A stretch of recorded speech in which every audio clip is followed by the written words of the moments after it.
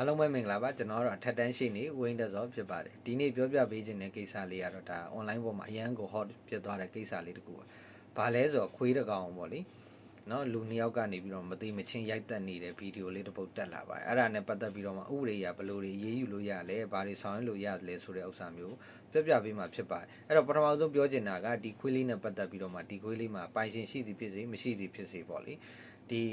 တက်ရှိနော်တလိဆန်တကောင်ကောင်အများပြည်သူတွေမြင်တဲ့နေရာမှာနော်သွားလာနေတဲ့နေရာမျိုးတွေမှာဒါမသိမချင်းရိုက်တက်တဲ့ကိစ္စဆိုတာဒါလုံးဝမလုံတဲ့မလုံအပ်တဲ့ကိစ္စမျိုးဖြစ်ပါတယ်အဲ့တော့အဲ့ဒါနဲ့ပတ်သက်ပြီးတော့မှကျွန်တော်ရာဇသက်ကြီးမှာပြဋ္ဌာန်းထားတာရှိပါရာဇသက်ကြီးမှာနော်ပြဋ္ဌာန်းထားတဲ့ပုံမှန်2ခုရှိအဲ့ဒါပါလဲဆိုတော့ရာဇသက်ကြီးပုံမှန်428နဲ့429ဖြစ်ပါတယ်ရာဇသက်ကြီးပုံမှန်428ဆိုတာပါလဲဆိုရင်မြည်သူမဆိုးတဲ့အဖုံးငွေ7,000အောင်မနဲ့တန်မိုးရှိတဲ့တလိဆန်တကောင်ဟိုတဲ့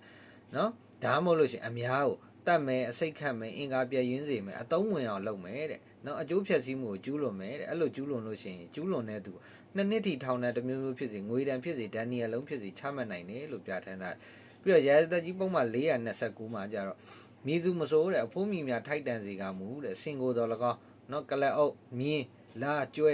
နွားတိုးနမနော်နထီအဲ့ဒါတွေနဲ့ပတ်သက်ပြီးတော့မှကြက်9000အောင်မနေတန်မိုးရှိတဲ့အခြားတလိဆန်တကောင်ကောင်ဟိုတဲ့တတ်မယ်အစိတ်ခတ်မယ်အင်္ဂါပြည့်ရင်းအောင်လုပ်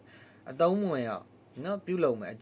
အဲ့လိုမျိုးပြုလုပ်ပြီးတော့အကျိုးဖြတ်စည်းမှုကိုကျူးလွန်မယ်ဆိုလို့ရှိရင်တဲ့9နှစ်ထိထောင်ဒဏ်တစ်မျိုးဖြစ်စေငွေဒဏ်ဖြစ်ဒဏ်နီအလုံးဖြစ်စေချမှတ်နိုင်တယ်လို့ပြဋ္ဌာန်းထားပါအဲ့တော့ဒီပုံမှားတွေကရဲရေးပိုင်တဲ့ပုံမှားတွေပါနော်အဲ့တော့အာမခံပေးလို့ရတယ်ဒါပေမဲ့ကြေးဝင်မရှိပါဘူးအဲ့တော့ဒီလိုလောက်ရက်တွေနဲ့ပတ်သက်ပြီးတော့မှမြင်တွေ့ကြားသိတဲ့သူဒါရာဇဝတ်မှုတွေဖြစ်တဲ့အတွက်နော်